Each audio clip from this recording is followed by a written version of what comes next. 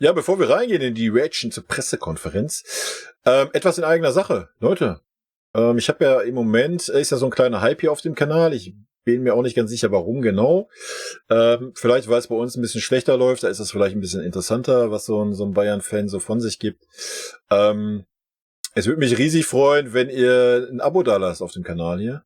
Oder auch einen Daumen nach oben oder auch natürlich nach unten, wenn euch nicht gefällt, was ich sage. Super gerne einen Kommentar. Super gerne auch Kritik, aber dann bitte sachlich, ja, nicht irgendwie komische Beleidigungen da raushauen. Triggern könnt ihr mich damit eh nicht. Würde ich mich auf jeden Fall drüber freuen und jetzt rein in die Reaction. Servus, Glück auf und herzlich willkommen zu einer weiteren FC Bayern Reaction. Leute, diesmal vor dem Auswärtsspiel beim FSV Mainz 05. Ja. Nicht lang schnacken. Hallo, der FC Bayern bereitet sich auf sein Auswärtsspiel beim Mainz 05 vor. Morgen Nachmittag. Willkommen zum Austausch darüber mit unserem Cheftrainer Thomas Tuchel. So, dann wollen wir auch gleich loslegen. Gibt bestimmt viele Fragen. Hier das Mikrofon zu Hanna Reif für Merkur und TZ. Bitte hinreichen. Ja, hallo Herr Tuchel. Hallo. Seit Mittwoch geht es nur noch um einen Titel und keine 9 Stunden später kamen Gerüchte auf, dass auch die sportliche Leitung, die Führung des Vereins wackelt. Ohne dass Sie das jetzt kommentieren müssen, aber ist es nur logisch nach so einer Saison, wo man den eigenen Ansprüchen doch etwas hinterherhinkt, dass auch die Führung sich nicht nur selbst hinterfragt, sondern auch hinterfragt wird? Oder ist es sogar zwingend notwendig? Und können Sie uns vielleicht einfach mal einen Einblick geben in den Führungsstil von Oliver Kahn? Was soll er denn da jetzt für einen Einblick geben, der 3,5 Wochen vor Ort ist, Alter? Er beurteilt jetzt den Olli, der seit 3 Jahren im Amt ist, oder was? Alter, hallo. Sie arbeiten ja näher mit ihm zusammen und auch tagtäglich. Boah, das ist ja mein Einstieg. Also, ich kann absolut nachvollziehen, dass 3 Jahre ohne Halbfinale im DFB-Pokal nicht genug sind, dass wir uns da alle hinterfragen und da deutlich unseren Ansprüchen hinterherhinken. Ich kann 3 Jahre Viertelfinale Champions League nicht als Krise erkennen. Es ist mein eigener Anspruch, ins Viertelfinale zu kommen. Glauben sehr ambitionierter, aber trotzdem auch realistischer Anspruch, den wir uns stellen sollten. Wir sollten nicht vergessen, mit wem wir uns messen in Europa. Halte es für unangebracht, ein Viertelfinale als Krise oder ein Ausscheiden im Viertelfinale als grundsätzlich oder standardmäßig oder pauschal als Krise anzusehen, in der alle alles hinterfragen müssen. Ich glaube, es gibt Viertelfinale und Viertelfinale, aber da gehört schon auch ein bisschen Losglück und eine Portion Realitätssinn dazu. Liverpool war nicht im Viertelfinale dieses Jahr, Arsenal war nicht im Viertelfinale. Es sind ein paar große Clubs, die nicht im Viertelfinale sind. Wir sind 3-mal im Viertelfinale der FC Bayern. Einmal mit mir, auch nur ganz kurz, aber das ist auf jeden Fall mein Anspruch. Da sollten wir ehrgeizig bleiben. Wir wollen immer mehr. Ich an allererster Stelle. Aber das alleine, glaube ich, genügt nicht. Wir sind in der Bundesliga immer noch Erster. Natürlich haben wir einen großen Vorsprung verloren und natürlich geht es immer besser. Und trotzdem brauchen wir auch immer ein gesundes Maß an Realitätssinn, um die Sachen einzuordnen. Ob Sie es mir glauben oder nicht, habe ich ja auch schon gesagt in einem der letzten Videos, ne? Man muss ja auch immer mal sehen, auf welchem Level auch ich hier kritisiere. Herr Petrulla hat es gerade sehr gut hervorgehoben. Ne? Wir sind gegen Manchester City rausgegangen, kannst du rausgehen, wir sind immer noch Erster. Und Pokal war halt auch nicht gerade jetzt, dass wir die schlechtere Mannschaft waren gegen Freiburg, war. Von daher muss man da auch immer ein bisschen auf dem Boden bleiben, aber klar, wie ich es auch schon in den Kommentaren teilweise geschrieben habe, die Art und Weise passt halt einfach nicht. Die Art und Weise ist im Moment nicht Bayern-like. Ja, das ist das einzigste Problem. Man kann gegen Man City rausfliegen, man kann auch gegen Freiburg rausfliegen im Pokal, man kann auch gegen Hoffenheim mal ein 1:1 zu Hause spielen. Alles gut. Wenn die Leute, die da auf dem Platz stehen würden, nach dem Spiel, auch wirklich erschöpft wären oder nicht mehr stehen könnten, dann würden wir auch wissen, die Jungs haben alles gegeben. Und genau das Gefühl hat man im Moment nicht. Ne? Und das ist eigentlich das einzige Problem, was ich jetzt persönlich habe. Wie gesagt, es geht nicht primär um Titel. Wir sind seit 10 Jahren deutscher Meister hintereinander, haben oft genug einen Pokal gewonnen, haben die Champions League gewonnen, haben einmal im einen Jahr 6 Titel gewonnen. Also wir haben alles durch, ja. Und dass mal schlechtere Zeiten kommen und so weiter, ist doch völlig normal. Dass die Spieler satt sind, die schon länger da sind, und wenn es um die deutsche Meisterschaft geht, ist auch völlig normal. Alles gut, ja. Darum geht's gar nicht. Es geht einfach darum, wie die Leute auftreten und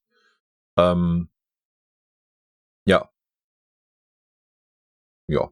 Ich lasse das erstmal so stehen, sonst wird das hier wieder so ein Stundenvideo. Ich lese absolut gar nichts gerade.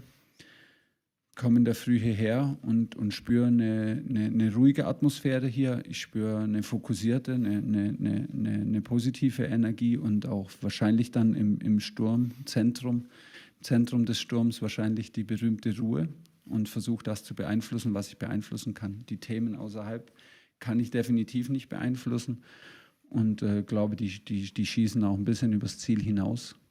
Meine Zusammenarbeit mit Brazzo, mit Olli ist ruhig, zielorientiert, lösungsorientiert und in einer positiven Grundstimmung. Sie kennen Olli und Brazzo und ich auch als Spieler. Die haben diesen Club geprägt, die haben den Siegeswillen in sich. Dass wir alle nicht zufrieden sind, ist klar. Und trotzdem sind die Gespräche ruhig und lösungsorientiert und von sehr viel Vertrauen geprägt. So deshalb hat sich da jetzt auch erstmal nichts geändert. Dankeschön, dann Julian Wolf für die Welt, bitte. Ja, hallo Herr Tuchel. Mainz ist Dritter in der Rückrundentabelle. Ja. Sie kennen den Verein natürlich sehr gut. Wie schwierig wird das morgen und was haben Sie der Mannschaft bislang schon oder werden Sie heute dann auch mit auf den Weg geben für dieses Spiel? Das wird sehr schwierig aus meiner Erfahrung und aus meiner Sicht der Dinge, weil Mainz wird die Zeit nutzen, sich intensiv nur auf dieses Spiel vorzubereiten. Wie Sie sagen, einen sehr guten Lauf. Naja, der Vorteil ist, sie können sich ja auf die schlechten Leistungen vorbereiten. Also haben wir ja in den letzten Spielen nicht gezeigt, was wir können. Und sollten wir dann vielleicht mal zeigen, was wir können, ist Mainz vielleicht auch nicht vorbereitet, wa? 9 Spiele ungeschlagen, Dritter in der Rückrundentabelle, haben ihren ganz eigenen Stil, haben ihre Ruhe gefunden und ihre Qualität gefunden, die sie auszeichnet und performen auf einem extrem hohen Level. Das ist das, was du in Mainz immer versuchst hinzubekommen und auf dieser Welle surfen sie gerade mit extrem viel Aufwand, mit viel Ruhe im Verein und mit viel Qualität. Deshalb wird es eine brutal schwere Aufgabe, vor allem. Es war vorher klar, völlig unabhängig davon, ob wir weiterkommen in der Champions League. Ja, na klar ist das unabhängig. Wenn du auf den Spielplan geschaut hast, zu diesem Zeitpunkt dann nach Mainz zu fahren, 2 Tage nach dem Spiel im Flieger zu sitzen und dich morgen dem Ganzen wieder zu stellen, das ist die Aufgabe. Aber wenn du für Bayern arbeitest und wenn du für Bayern spielst, ist das nun mal die Aufgabe. Ganz genau. Wir müssen morgen bereit sein. So, wir müssen noch nicht heute spielen, wir müssen morgen spielen. Deshalb ist auch die Ansprache im Moment so und wird nachher so sein. Wir haben heute ein bisschen später Training. Es gilt noch, in der Ruhe liegt die Kraft. Wir werden heute noch Kraft tanken, wir brauchen heute noch nicht alle Intensität, wir brauchen heute noch nicht alle Konzentrationsfähigkeit. Es ist okay, heute noch das ruhig anzugehen, Kraft zu tanken, um morgen wirklich bereit zu sein, weil wir aus meiner Sicht absolut bereit sein müssen. Ich weiß, was da kommt. Spieler wissen mit Sicherheit auch zum Großteil, was da kommt. Und die Spieler haben die letzten 5 Spiele gewusst, was da kommt. Und wir haben die Spiele alle gesehen, oder? Also. Und dürfen dann die Erwartungen an uns selber, müssen die in der richtigen Balance halten, weil das wird sehr physisch, sehr körperlich. Und wir wissen natürlich auch, um was wir da spielen. Dann hinten Julian Buhl bitte für T-Online. Genau, eine anschließende Frage. Ist das Mainz-Spiel ein Thomas Müller-Spiel? Und würden Sie das sagen? Und wie sehen Sie seine Rolle in Zukunft auch? Ja, ich verstehe Ihre Frage natürlich und so eine Entscheidung zu treffen. Ich bin selber ein großer Thomas Müller-Fan und diese Undefinierbarkeit schon fast und das dann aber in Weltklasse-Ausprägung ist ja eigentlich ganz besonders. Jetzt bin ich trotzdem der Meinung gewesen, dass diese beiden Spiele in ihrer Charakteristik tatsächlich wahrscheinlich die einzigen in der Konstellation waren, die nicht seine Spiele sind, die nicht 100% zu ihm passen. in jeder anderen Konstellation, in allen anderen 6 möglichen Konstellationen der Gegner. Für uns wäre es eine extrem hohe Wahrscheinlichkeit gewesen, dass wir Thomas auf dem Platz gehabt hätten von Beginn an. Deshalb ist das jedes andere Spiel fast, würde ich sagen, ein Thomas Müller-Spiel. Und ich habe mich gestern wahnsinnig über seine Reaktion gefreut auf dem Trainingsplatz. So, deshalb weiß ich auch, dass im Moment alles okay ist, auch wenn es nicht okay ist. Wir werden ihn nie fröhlich erleben. Das ist die Kategorie von Spieler, Weltmeister und Champions League-Sieger und Seriendeutscher Meister. Thomas wird nie glücklich sein, wenn er nicht spielt. Das werden wir auch nie von ihm erwarten. Aber die Art und Weise des Umgangs war absolut vorbildlich. Nicht nur professionell, sondern einfach darüber hinaus noch vorbildlich. Er hat gestern einfach Gas gegeben im Training, hat die ganze Mannschaft da auch mitgezogen, hat dafür gesorgt, dass er sein Turnier gewinnt im Training und damit einfach das beste Signal von allen gesendet. Manche Entscheidungen muss ich treffen, manche Entscheidungen werden nie ausbleiben, dass die hart sind, dass sie eventuell auch mal jemanden treffen wie Thomas ist keine persönliche. Ja, da müssen wir auch nicht drüber diskutieren, Alter. Das sind dann inhaltliche Sachen, die muss dann jeder Spieler auch mal akzeptieren. Wir versuchen sie mit der größtmöglichen Offenheit und Transparenz zu kommunizieren. Und dann muss es jeder einfach auch mal akzeptieren in einem Kader und in einer Konkurrenzsituation, dass es irgendwann schwere Entscheidungen gibt. Ohne schwere Entscheidungen gibt es keine Titel, ohne schwere Entscheidungen gibt es gibt's dieses Level nicht, auf dem wir spielen wollen. Und so schwierig die Entscheidung war für mich zu treffen, ich war extrem beeindruckt auch von seiner Reaktion. Dann Major Krischl für den Kicker, bitte. Tuchel, jetzt war ja gegen Man City auch die Chancenverwertung wieder ein großes Thema. Braucht es da jetzt einfach mal so einen Knotenlöser? Oder es braucht einfach mal einen Tell in der Startelf. Zum Beispiel Leroy Sané, dem ja, haben Sie ja selbst gesagt, die Leichtigkeit fehlt oder vielen fehlt ja die Leichtigkeit. Wie gehen Sie das an? Ja, das ist wahrscheinlich das Schwerste. Und am Ende kannst du Videos zeigen, Gespräche führen, keine Videos zeigen. Am Ende hilft für die ganzen Offensivspieler aus meiner Erfahrung einfach nur ein Tor. Ein Tor oder eine Torbeteiligung. Klar, Leroy hatte jetzt große Chancen für uns in Freiburg und in City. Und wenn du halt dann so ein Ergebnis auch noch benötigst und unbedingt benötigst aufgrund des Hinspielergebnisses, brauchst du Effizienz, brauchst du Effektivität auf dem allerhöchsten Niveau. Darfst du die nicht auslassen. Im Gegenteil, da musst du eher mal aus einer Halbchance oder vielleicht mal aus dem berühmten Nichts ein Tor machen, um dann wirklich das Unmögliche möglich zu machen. Dass uns das schwerfällt, ist offensichtlich, brauchen wir nicht drum herum reden. Das Gute ist, dass wir die Möglichkeiten haben, aber klar wünschen wir uns mehr Effektivität und Effizienz im Torabschluss. Daneben gleich Heiko Niederer für Bild. Sie haben in der Woche jetzt schon in Richtung Mainz davon gesprochen, dass man mehr Hunger und Gier braucht. Haben Sie gerade in der Bundesliga so ein bisschen das Gefühl, dass das manchmal fehlt, dass vielleicht einige Spieler zu satt sind, auch was die Titel angeht, die es ja zuhauf gab in der Liga? Ich verstehe Ihren Ansatz und vor allem, Sie zitieren ja mich. Also ich habe es ja selber gesagt und trotzdem da ist so eine Schlussfolgerung drin, mit der ich noch nicht mitgehe. Also dass die zu satt sind. Also das kann jetzt ja mehrere Auswirkungen haben und das würde ich jetzt nicht unterschreiben. So, dass uns da was fehlt und dass uns was gefehlt hat, auch in dem Pokalspiel gegen ja, auf jeden Fall, da müssen wir nicht rumdiskutieren. Und vor allem in dem Spiel gegen Hoffenheim hier zu Hause, steht, glaube ich, außer Frage. Das haben wir auch ehrlich kommuniziert. So ganz den Grund dafür kenne ich noch nicht. Ich glaube nicht, dass es der Grund ist, dass wir zu satt sind, weil ich sehe jetzt auch keinen großen Unterschied im Sattsein vom 9. zum 10., vom 10. zum 11. Meistertitel. So. Und das spricht auch dagegen, dass wir auch schon mal 9, 10 Punkte Vorsprung hatten und die Gier offensichtlich da war. Ich spüre eher eine Verunsicherung, also eine Verunsicherung, eine Unruhe und die uns ein bisschen... Ja, die ist einfach keine Mannschaft mehr, ne? Machen wir uns nichts vor. Also anders kann man sich das ja mittlerweile nicht mehr erklären, ne? Dass einige das vielleicht nicht mehr da 110% geben, wenn es die 11. Meisterschaft ist, jo, kann sein. Dass sich da aber jemand hinstellt und sagt, nee, ich möchte kein Meister werden, ist ja auch Schwachsinn. Dafür sind es Sportler und Profisportler. Und wollen sich natürlich auch, es geht auch darum, einen Rekord auszubauen, ne? Mit der 11. Meisterschaft. Und Es möchte ja keiner in der Mannschaft sein, die 11. Meisterschaft verspielt hat mit so einem Vorsprung, den wir zwischenzeitlich mal hatten. Ich denke eher, dass wir, wie gesagt, das ist nur von außen betrachtet, nur spekuliert, aber habe ich ja in dem anderen Video auch schon gesagt, ich glaube, das ist eher so Grüppchenbildung und da gönnt die eine Gruppe der anderen nix und so kommt das auf dem Platz halt auch rüber, ne? Da ist nicht so die Bereitschaft da, ich biete mich mal immer 110% an, ich unterstützt den anderen jedes Mal oder sowas, das fehlt alles so ein bisschen. Also, wäre jetzt so mein Erklärungsansatz. Ob dem so ist oder nicht, keine Ahnung, vielleicht wird das nach der Saison mal aufgearbeitet, vielleicht hören wir da ein paar klare Worte von Tuchel.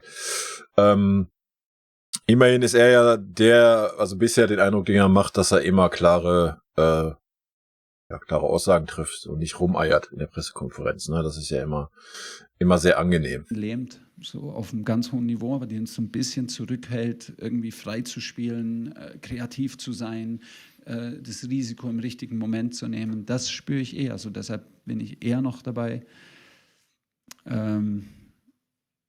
die ganze Sache zu versuchen zu beruhigen und positiv zu beeinflussen und nicht das ganz große Thema aufzumachen, dass elementar Einstellung oder Hunger fehlt.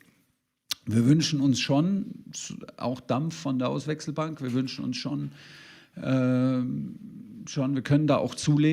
Ja, dann gebt denen doch mal eine Chance, die da hocken, Alter. Das ist nämlich wieder das Thema, weißt du? Die Jungs, die hocken da, die sehen 4 Spiele, dass die Jungs, die spielen, einfach nicht gut spielen. Und jetzt setzt sich der Trainer dahin und sagt, ja, wir brauchen jetzt aber mal Dampf. Da geht noch mehr. Ne, da muss mehr Dampf kommen von der Auswechselbank. Alter, da sitzen Spieler, die sitzen da, seitdem sie zu uns gewechselt sind.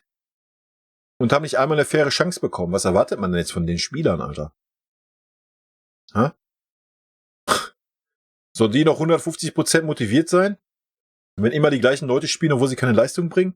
Wie soll das funktionieren? Das funktioniert halt nicht. Da muss man halt endlich mal anfangen, nach Leistung aufzustellen. Dann läuft das auch. Dann sind die Leute motiviert. Weil sie sehen ja, wenn ich Leistung bringe, spiele ich auch.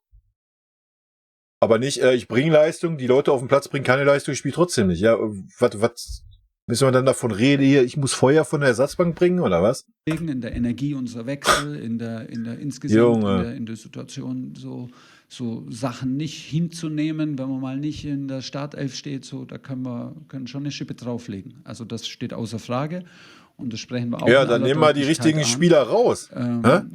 Dass auch die so ein bisschen hinten dran sind, verstehen, was es bedeutet, für Bayern zu spielen, sich dem immer wieder zu stellen, nie nachzulassen, das eigene Ego hinten anzustellen, die unzufrieden. Ja, dann sollten vielleicht auch erstmal die Leute, die auf dem Platz stehen, diese Eigenschaften zeigen.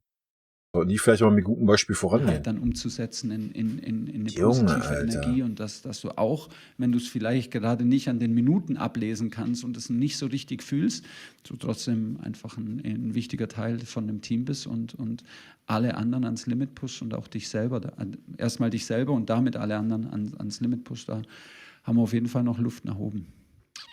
Dahinter Klaus Bergmann für die dpa. Hallo, Herr Tuchel. Hallo. Ganz ehrlich, die Aussage verstehe ich nicht, ne?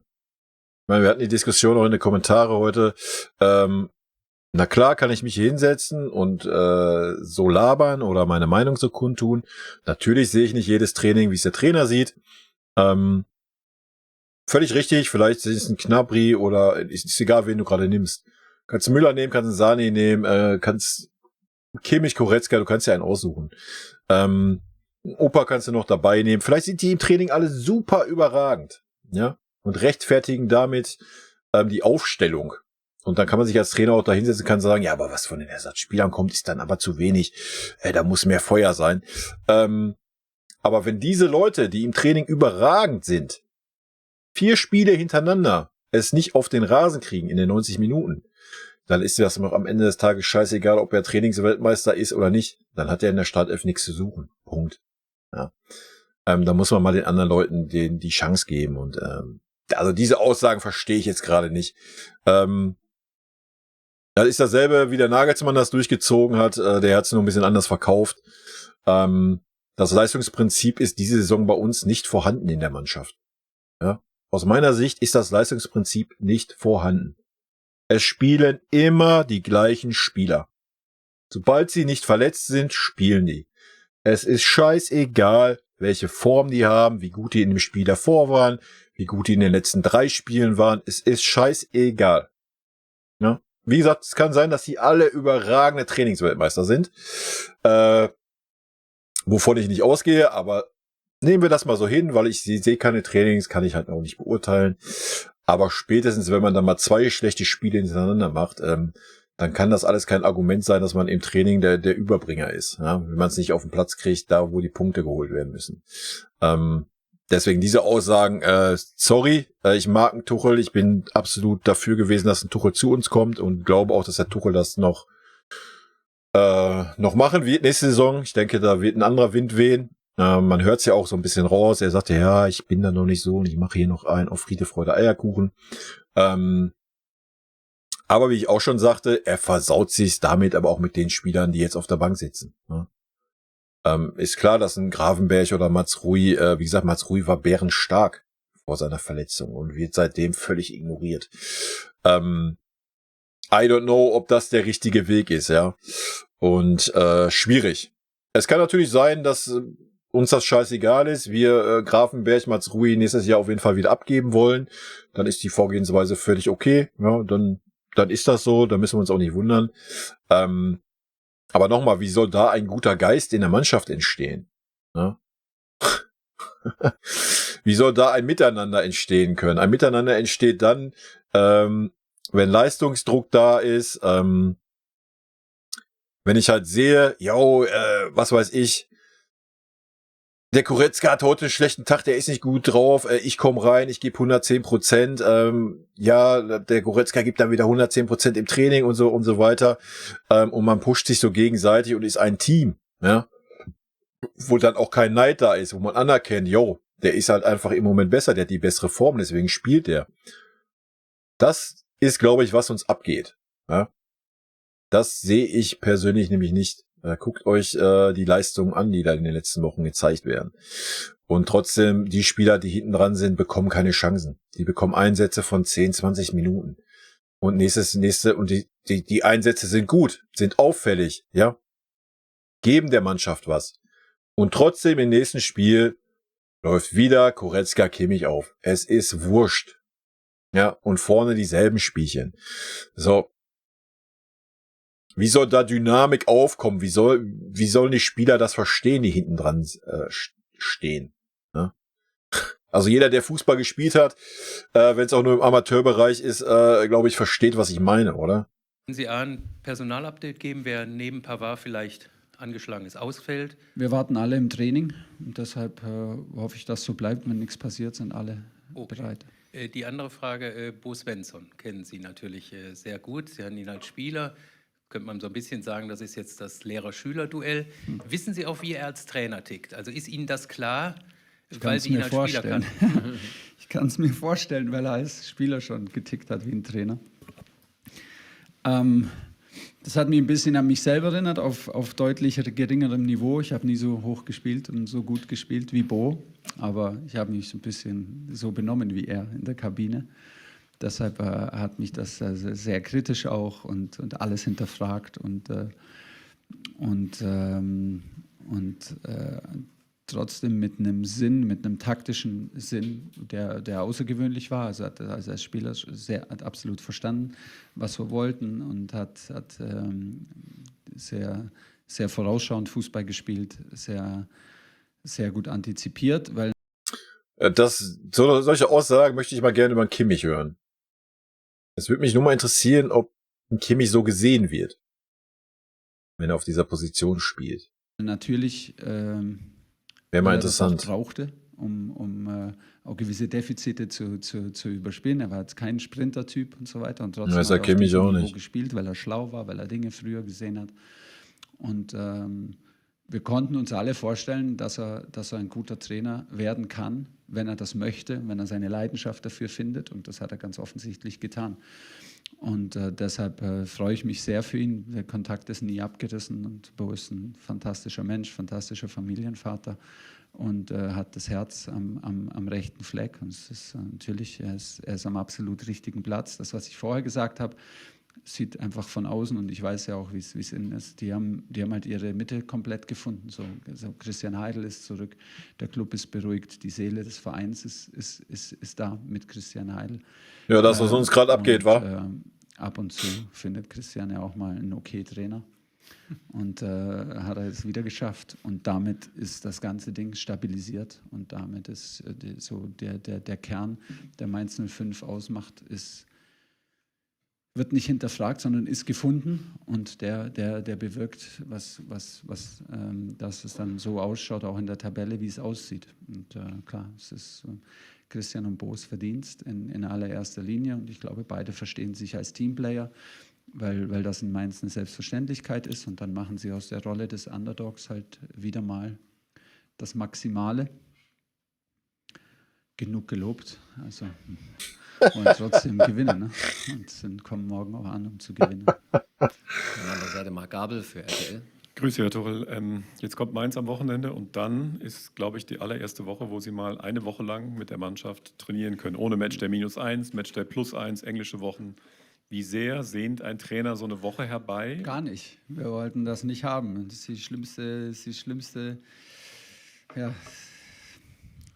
Situation, die Sie haben können als Trainer von Bayern oder von allen Clubs. Wir wollen bis am Ende englische Wochen haben, ist doch klar. Aber ich meine jetzt so rein, um mit der Mannschaft mal mehr zu arbeiten und nicht immer nur Abschlusstraining und Auslaufen. Ja, klar, aber spät in der Saison wollen sie das trotzdem nicht haben. Wir werden die Gelegenheit, jetzt glaube wir haben jetzt dann 3,5 Wochen zusammen mit einem einzigen freien Tag. Wir werden die Gelegenheit auch mal nutzen, allen, auch im Staff und den Spielern auch mal ein paar Tage freizugeben, und haben dann trotzdem mal 4 Tage, um uns vorzubereiten. Klar, das verändert natürlich die Trainingsinhalte, den Umfang, die Intensität, und gibt uns auf jeden Fall die Möglichkeit, Sachen einzuschleifen. Klar. Daran angeschlossen, wie sehr sehnen Sie sich denn nach Ruhe? Sie haben eben die Unruhe angesprochen, die auch so ein bisschen dazu führt, dass möglicherweise bei manchen Spielern nicht ganz so das absolute Leistungsmaximum abgerufen werden kann, dass eben Schlagzeilen und alles, was jetzt in den letzten Wochen passiert ist, da einfach mal so ein bisschen Ruhe einkehrt. Es geht, glaube ich, weniger ums Wünschen. Ich glaube, ganz viele Sachen können wir einfach nicht beeinflussen. Wir stehen im Mittelpunkt, Bayern steht im Mittelpunkt des Interesses, die Spieler stehen im Mittelpunkt des Interesses, werden Entscheidungen getroffen, die in Fußball Deutschland einfach rauf und runter diskutiert werden. Ich glaube, es geht mehr um eine Akzeptanz. Es geht nicht darum, dass wir uns was wünschen. Es geht um eine Akzeptanz, solche Dinge zu akzeptieren als Dinge, die wir nicht beeinflussen können, und dann um den Umgang damit. Also ich persönlich, ich blende es komplett aus, ich lese gar nichts. Also ich glaube einfach und vertraue, dass ich spüre, wenn was im Argen liegt, dass ich es hier spüre, weil ich bin ja hier mit Olli, mit Brazzo, mit Herbert Heiner, mit allen in meinem Staff, mit dem ganzen Staff, die jeden Tag 60, 70 Leute auf die Mannschaft einwirken, und mit den Spielern. Ich glaube, dass ich es hier dann spüre, wenn was elementar geändert werden muss, wenn was im Argen liegt, dann müssen wir es auch hier lösen, hier an der Sebener Straße. Und deshalb glaube ich, es geht um Akzeptanz dieser Unruhe, und dann um selber einen Umgang damit zu finden. Ich schließe nicht aus, dass das Spieler beeinflusst, ja, die vielleicht auch und dass natürlich Leute beeinflusst werden, weil diese Unruhe herrscht und weil diese Themen immer herrschen, aber es wird nie ganz ruhig sein. Das wird nie passieren. Also deshalb das ist man aber eigentlich auch gewohnt beim FC Bayern. Machen wir uns nichts vor. Ne? Und dass diese Unruhe da ist ja auch vom kompletten Verein, nicht nur von den Spielern, selbst verschuldet. Ja? Muss man ja auch mal ganz klar sagen. Versuchen wir, so gut wie möglich das selber auch vorzuleben und das zu reflektieren und uns komplett darauf zu fokussieren, auf die Dinge, die wir selber im Griff haben. Und das ist unsere ureigene Ausstrahlung, Herangehensweise und am Ende Leistung, um die anderen auch dahin zu bringen. Ich kenne keinen anderen Weg. Dann bitte hinten, stehend. Guten Tag, Herr Tuchel. Sie haben es jetzt gerade angesprochen. Sie wissen, in der Situation, in der sich der FC Bayern derzeit befindet, da gibt es eben Nebenkriegsschauplätze, die eröffnet werden. Also ich muss nicht nochmal in Sachen Thomas Müller nachhaken. Der allseits beliebte Didi Hamann hat sich ja dahingehend geäußert, dass er vermutet, dass Thomas Müller nächste Saison bei Ihnen keine Rolle mehr spielt. Können Sie nochmal die Situation diesbezüglich erörtern, wie Sie das jetzt einschätzen? Und dann noch eine sportliche Frage. Viele Fans mit Machen wir denen... erstmal so, sonst vergesse ich das. Gut, alles klar. Gerne. Ja, das ist jetzt ein Paradebeispiel. Ist ja eigentlich ein abgehacktes Thema. Und ich habe ja ausführlich dazu gesprochen, aber ist halt nie abgehackt offensichtlich. Ich kann nur nichts anderes sagen. Also ich persönlich war extrem beeindruckt davon, wie er diese Entscheidung jetzt auch aufgenommen hat. Es geht um eine Entscheidung von einem Spiel oder halt dann in 2 Spielen in einer Woche. Es wird vorher für uns Bundesliga gespielt, hat für uns DFB-Pokal gespielt, hat Auswärtsspiele, Heimspiele, hat immer gespielt. So. Und dann, klar, ich verstehe den Fokus und vielleicht können wir da trotzdem noch mal rein und vielleicht finden wir auch noch mal einen Experten, der eine Meinung hat, der sagt, der spielt auf gar keinen Fall. Und wenn Sie weiterbauen, finden Sie mit Sicherheit auch Experten, die sagen, der spielt nächstes Jahr ganz sicher unter Thomas Tuchel. Ich weiß es ganz genau. Vielleicht finden wir einen, der in der zentralen 6 vorschlägt oder auf der 9. Das können wir endlos drehen, das Rad. Aber im Kern bei uns, würde ich heute sagen, ist alles gut. Thomas hat eine harte Entscheidung gegen sich gekriegt. Ich bin der am härtesten darunter leidet, erstmal ihm die zu sagen. Aber das ist mein Job. Ich muss harte Entscheidungen treffen und da versuchen wir es mit Transparenz, mit Klarheit, mit Offenheit, ihm zu sagen. Reaktion war überragend, weil Thomas am Ende Sportler ist und das nie mögen wird, so wie alle anderen. Und ich werde nie erwarten von ihm, dass er das leicht nimmt oder dass er dann super glücklich ist. Sie wollen alle spielen in der entscheidenden Phase. Und dann geht es auch da, geht es um die Akzeptanz und um den Umgang und um den Respekt, wie wir das zusammen hinkriegen. Das ist dann meine Aufgabe, ist auch seine Aufgabe und er hat seinen Teil großartig erfüllt. Und so muss es dann auch sein. Zweiter Teil. Ist natürlich spezielle Situation bei Thomas. Aber auch schön drüber rumgeschifft, ne? Aber was erwartet man auf so eine Frage? Ja, der Thomas spielt nächstes Jahr immer unter mir. Du weißt ja noch niemals, wie nächstes Jahr der Kader aussieht. Und wie die Leistung ist. Thomas wird ja jetzt nicht jünger. Wa? Und wie gesagt, ja, wenn man das Leistungsniveau hat, was er gerade hat, wobei man das jetzt nicht so beurteilen kann, weil die ganze Mannschaft kein Leistungsniveau hat, wenn, dann sollte man Müller auch beurteilen, wenn auch die Mannschaft ein hohes Leistungsniveau hat. Aber da muss man irgendwann halt auch sich selber Gedanken machen, wenn man irgendwie auf dem Höhepunkt abtritt. Aber dass Müller jetzt abtritt, wenn wir die deutsche Meisterschaft nicht holen, brauchen wir uns ja auch nichts vormachen. Welcher verdiente Spieler möchte dann in Erinnerung bleiben, wie abgetreten ist ohne Titel?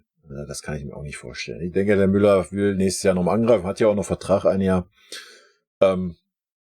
Wie das dann ausschaut, wie gesagt, wird davon abhängen, was so verpflichtet wird. Und ja, wie sich auch so ein Musiala weiterentwickelt, ne? Was heißt weiterentwickelt, aber wie viel Konstanz er reinkriegt, sag ich mal. Ja. Ob man die Baustelle nächstes Jahr noch haben möchte, ist dann wieder eine andere Sache. Es kommt auch darauf an, wie weit der Kader umgebaut wird oder eben nicht. Ne? Weil ich denke, Thomas Müller ist schon eine Baustelle bei uns im Kader. Ne? Jetzt nicht unbedingt negativ gemeint, aber ja. Die Themen werden nicht aufhören, Leute. Wir werden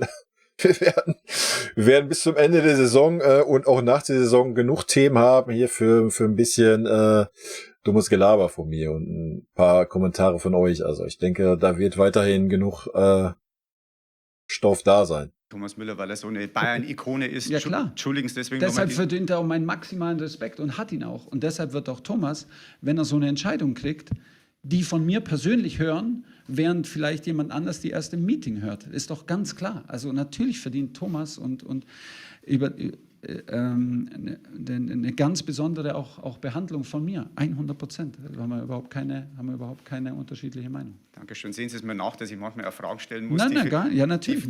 Wo ich selber nicht ganz so begeistert bin. Ja. Der ist gut, ey. Der ist gut. Der gefällt mir, ey. Das ist auch so ein schöner Urbayer, ne? Dass ich da nochmal nachbohren muss. Eine Frage jetzt nochmal zum Sportlichen. Wir haben schon gehört, die Chancenauswertung. Viele Fans kommen auf mich zu oder mit denen ich ins Gespräch komme. Ich sehe es ehrlich gesagt ähnlich. Die sagen manchmal, der FC Bayern spielt vielleicht das ein oder andere Mal nochmal ab, wo man vielleicht dann auch mal früher aufs Tor geschossen hat, auf gut bayerisch gesagt. Der Eindruck ist auch durchaus bei Man City jetzt.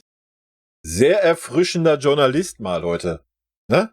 Mal sehr erfrischend. Bestätigt worden, wo vielleicht Davis nochmal einen Mitspieler sucht. Sehen Sie das ähnlich und haben Sie vielleicht davor dahingehend auch vielleicht irgendwo anzusetzen? Ja, es ist schwer, jetzt ein flammendes Plädoyer dagegen zu halten, gebe ich Ihnen recht und gebe ich auch den Fans recht, dass man manchmal denkt, es fehlt uns ein Schuss Zielstrebigkeit und so vielleicht sogar Egoismus, dass ich jetzt derjenige bin, der das macht. Wenn Sie das Tor sehen von Real Madrid in Chelsea, das entscheidende Tor vielleicht dann zum Weiterkommen, in dem entscheidenden Moment schießt Vinicius nicht aufs Tor, weil 4 vor ihm stehen und legt den Ball in aller Ruhe nochmal quer auf Rodrigo, der ihn dann einschiebt. So. Da liegt auch was Gutes drin. Es geht am Ende um Entscheidung und ich habe auf dem Niveau nie ein Tor geschossen. Ich habe nicht mal auf meinem Niveau ein Tor geschossen. So, deshalb hier in der Pressekonferenz und nachher an der Videoanalyse dann anzuhalten in dem Standbild und zu sagen, oh, guck mal, deine Entscheidung. Ich meine, die kommen aus dem 70-Meter-Sprint, vielleicht kommen sie aus 2 70-Meter-Sprints, weil es gerade Konter und Gegenkonter war und so weiter. Und dann einen kühlen Kopf zu behalten. Ich will nicht auf dem Platz rumreiten, aber der Platz in der Allianz Arena ist auf jeden Fall ein Thema. Sie sehen, wie oft wir einen Stand verlieren. Da haben wir jetzt den Greenkeeper schlechthin verpflichtet vom VfL Wolfsburg. Ganz frische News, Leute, wer es noch nicht weiß. Ist verpflichtet, legt los ab dem 1.5. Wir werden nächstes Jahr auf einen Teppich spielen. Aber ja, der Rasen ist seit Monaten unwürdig in der Allianz Arena. Ich weiß nicht, was da gemacht wird. Ist ein Trauerspiel für so einen Club wie uns, oder? Dass wir so einen schlechten Rasen haben. Also ganz wild auch. Soll jetzt keine Ausrede sein, da müssen wir nicht drüber reden, ja, aber er ist halt einfach schlecht. Der Rasen. Und auch da ist Verbesserungsbedarf und auch da hat sich schon was getan. In der entscheidenden Phase, wenn Sie mal an die Chance denken gegen Dortmund, wo Kingsley Coman am Torwart schon vorbei ist und irgendwie im Rasen versinkt, förmlich. Jetzt haben wir 2 Großchancen durch Ausrutschen liegen lassen, gegen Dortmund ausgerutscht, mit Sadio Mané nochmal in einem Konter. Deshalb, klar, ich verstehe den Ansatz auch dieser Frage. Wir brauchen, glaube ich, dann am Ende trotzdem eine gute Mischung aus Egoismus. Ja, klar, sage ich ja auch immer, im Nachhinein kann man immer klug scheißen, ne? Wie oft haben wir das beim Gnabry oder wie oft haben wir es beim Sané? In der Situation hätte er besser schießen sollen, in der Situation hätte er besser abspielen sollen, anstatt zu schießen. Im Nachhinein kann man immer klug scheißen. Ne? Das ist ja das Schöne auch am Fußball. Deswegen sitze ich ja auch hier, um im Nachhinein klug zu scheißen. Wenn du in dieser Situation bist, auch da, jeder, der selber Fußball gespielt hat, weiß das. Ja, dann ist das halt so. Dann entscheidest du dich so um Punkt. Ne? Zielstrebigkeit und zu diesem absoluten Wille, das jetzt selber zu regeln, aber auch der Ruhe nach eine gute Entscheidung zu treffen. Aber ja, uns fehlt natürlich der egoistische, ich sag's mal, Drecksackstürmer. Ja, so ein Levi. So.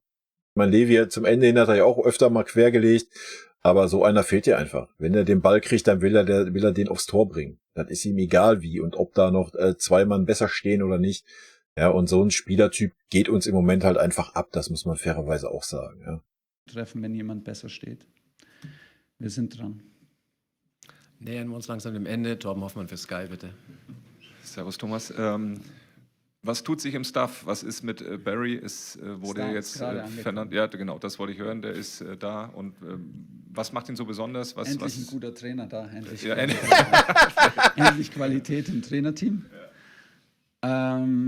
Ja, ich bin sehr glücklich. Siehst du in meinem Gesicht wahrscheinlich. Wir haben jetzt hart gekämpft und lange gekämpft und gewartet und wollten ihn unbedingt dabei haben. Es ist einfach das ganze Paket, Persönlichkeit, die Liebe zum Spiel, die Liebe zu dem Beruf, die Leidenschaft dafür und die Qualität, einfach die Qualität in den kleinsten Übungen, die Energie und die auch rüberzubringen an die Spieler. Die Qualität dann auch als einen Teil, nicht nur, aber auch in Standardsituationen bei Chelsea, in der Präsentation, im Training, war für mich auf dem Kom. Ui, deutet sich da ein Wechsel an? Wenn Kimmich nicht mehr alle Standardsituationen schießt? Bin gespannt, was da nächste Saison passiert. Komplett neuen Level habe ich so bisher nicht gesehen, solche Besprechungen und so klar, dass selbst ich verstanden habe, was wir und mir merken konnte, was wir bei Ecken und Freistößen alles machen. Aber insgesamt ist es die Energie und die Lust, einfach im Training auch auf jedes Detail zu achten und das rüberzubringen, ist top. Jetzt geht's aufwärts. Der ist natürlich allein verantwortlich fürs Ergebnis morgen, sehr klar. Und damit muss er jetzt leben. Der Tuchel ist gut drauf, ja? Er nimmt's gelassen, ne? Aber wie gesagt, wir jammern ja auch, oder wir meckern, oder ich meckere auch, oder kritisiere auch, auf dem Niveau hier. Ja, das darf man alles nicht vergessen. Selbst sollten wir jetzt in Mainz ist ein starker Gegner auswärts, tun wir uns immer schwer, haben uns immer schwer getan.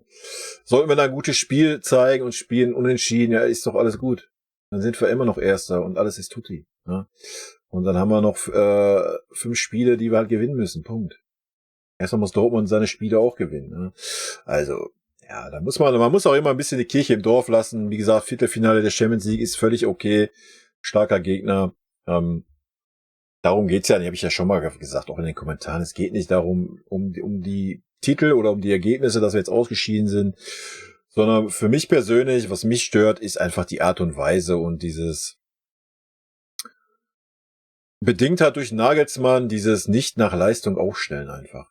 Ja, und da wie gesagt, ich habe das gerade schon ausgeführt mit diesem Trainingsgeschichte. Da braucht mir keiner wieder kommen, ja, du siehst die Trainings nicht.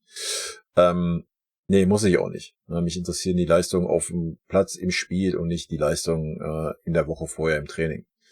Also, das nochmal zu sagen, klar, wenn da Leute sind, die sich im Training den Arsch aufreißen, im Gegensatz zu anderen, die da nur mit 10% im Training dabei sind, klar gibt man denen dann eher das Vertrauen, wenn die aber dann keine Kraft mehr haben, im Spiel irgendwie Leistung zu bringen, ist das auch nicht zielführend, ne? Und macht dann auch keinen Sinn, dass solche Leute spielen. Also. So, das sind eigentlich die einzigen Themen, die mich stören aktuell. Ja, also mir ist das völlig egal, auch wenn wir kein deutscher Meister werden, geht die Welt nicht unter. Ja? Auch wenn mir das manchmal so ausgelegt wird, auch deine Kommentare, ja, du wünschst dir ja, dass wir gegen Mainz verlieren. Nee, ich wünsche nicht, dass wir gegen Mainz verlieren. Ich wünsche auch nicht, dass wir nicht deutscher Meister werden. Aber ich bin halt Realist. Und was ich die letzten Wochen gesehen habe, fällt es mir schwer zu sehen, wie wir ein Tor schießen sollen. Das ist das, was ich sage, ja. Es sei denn, es werden mal andere Spieler aufgestellt. Oder Schupu. Schupu ist ja da. Schupu hat Luft für 60 Minuten. Ja, ansonsten ist es schwer aktuell. Und ich denke, das sieht ja jeder. Na klar kann jederzeit passieren, dass beim Sané der Knoten platzt oder beim Mane oder bei sonst wem, ja. Und klar wäre das schön. Ich freue mich, wenn wir morgen dreckig 1:0 durch einen Elfmeter gewinnen, der noch unberechtigt war und wir eine unterirdische Leistung bringen. Ist mir am Ende des Tages scheißegal. Hauptsache, wir haben die 3 Punkte eingefahren. Hauptsache, die Drecks-Dortmunder werden nicht vor uns Meister. So, das ist doch keine Frage. Ja, ich bin auf der Arbeit von Dortmundern belagert, Alter. Ich höre da mehr Hohn und Spott wie alles andere. Da braucht mir keiner unterstellen, ich wünsche mir, dass wir kein Meister werden oder dass wir gegen Mainz verlieren oder sowas. Ja. Nur ich aus meiner Sicht, ordne das ein, wie ich es aktuell sehe. Und aktuell ist Mainz gut drauf. Wir haben uns immer schwer getan in Mainz. Wir haben keine Form. Auch das Spiel gegen Man City wird nicht viel Selbstvertrauen gegeben haben. Und dann wird es halt einfach schwer in Mainz. Ja, Punkt. Ja, wenn wir an unsere Leistungsgrenze kommen, musst du Mainz weghauen. Punkt. Da müssen wir auch nicht drum rumreden. Ja, es ist Mainz am Ende des Tages und nicht Man City. Fertig. Ja, da brauchst du keine Argumente suchen. Ja, aber wir haben halt nun mal keine Form im Moment.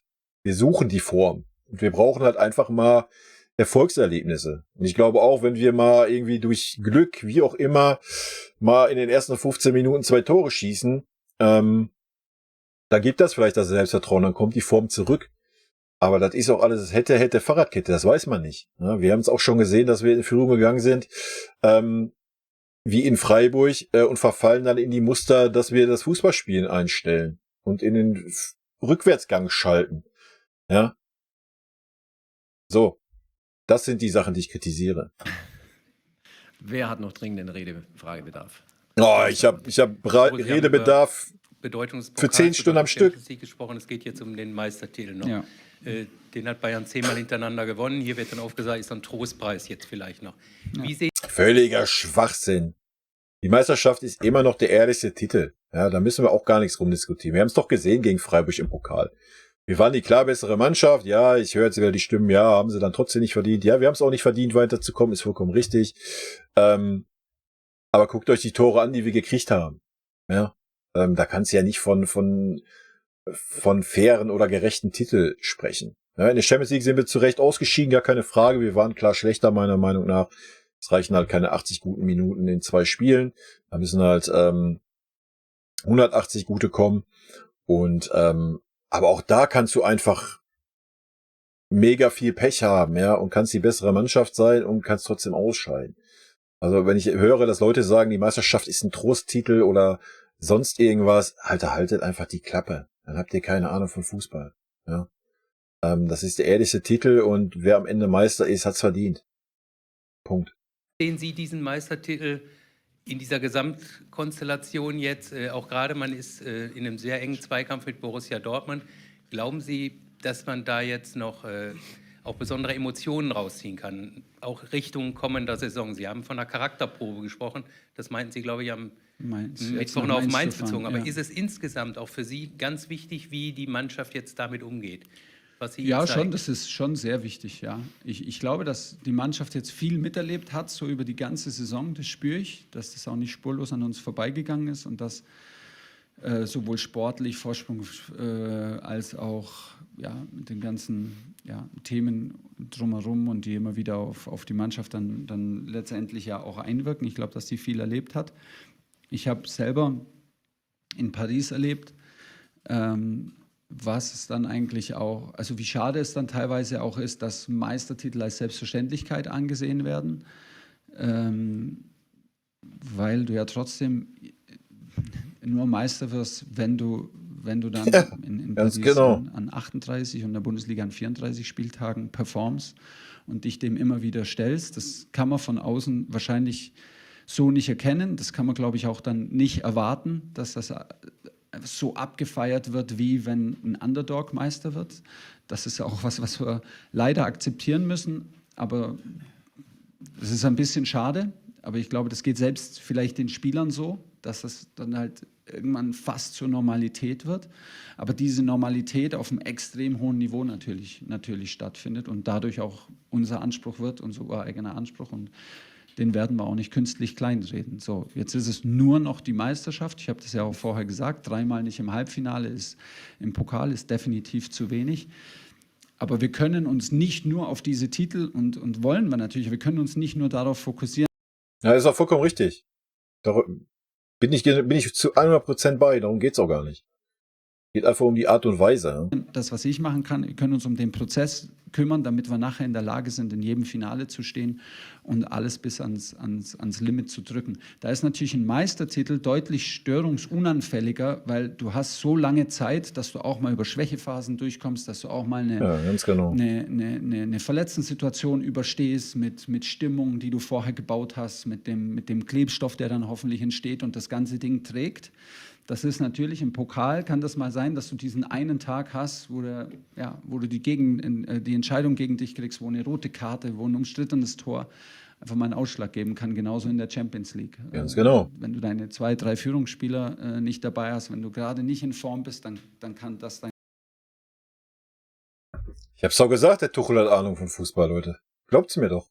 Ausbesiegeln, während in der Meisterschaft natürlich der Marathon die Konstante den Ausschlag gibt. Und die Konstante ist ja ein Thema für uns in dieser Saison. So deshalb kämpfen wir da einfach auch drum. Und ich glaube, wir müssen uns einfach eingestehen, um diesen Meistertitel jetzt, dass wir uns dafür nicht schämen müssen. Weil das...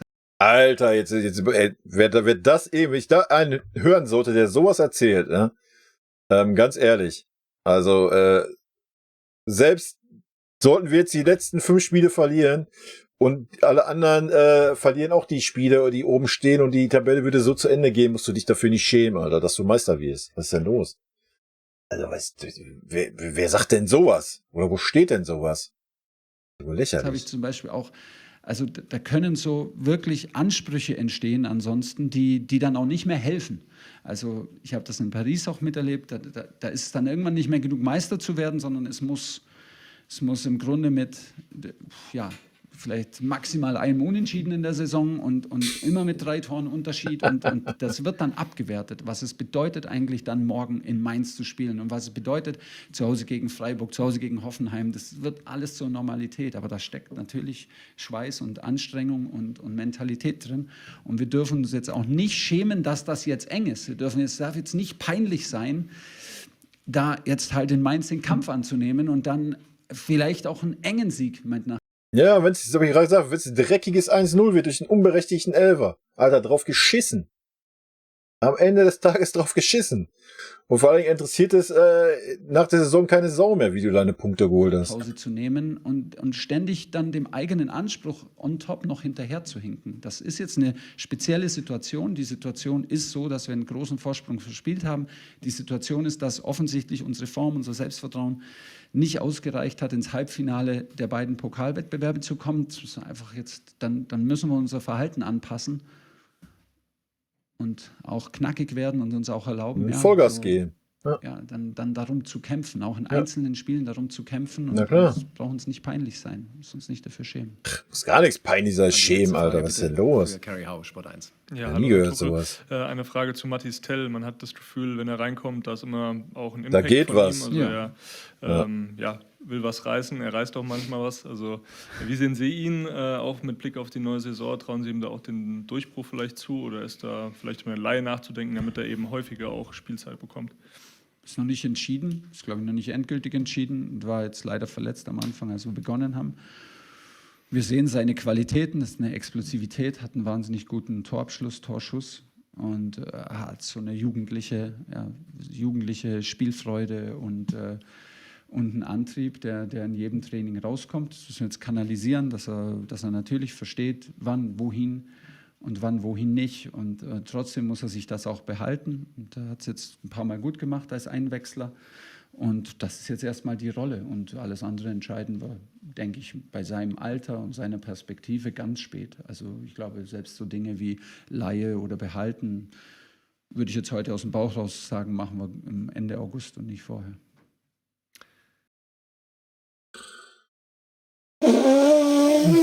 Könnte ich jetzt auch schon wieder so viel zu sagen, aber ich will mich nur wiederholen, was ich innerhalb dieses Videos zum Leistungsprinzip schon gesagt habe. Vielen Dank, halbe Stunde ist rum. Danke Thomas, danke euch, bis morgen in Mainz. Servus. Bis morgen. Servus. Ja, wow. Ich habe aus einer halben Stunde 50 Minuten gemacht. Da habe ich ja doch ein bisschen was zu erzählen gehabt. Ja. Wie gesagt, mir ist es am Ende des Tages egal, wie wir morgen in Mainz gewinnen. Ich habe ein 2-1 stehen für uns. Klar wäre es schön, wenn es irgendwie mal die Leichtigkeit zurückkommt und wir mal einfach mal über 90 Minuten eine ansprechende Leistung zeigen. Wir müssen jetzt gar nicht davon reden, dass wir ein Feuerwerk abbrennen oder sowas.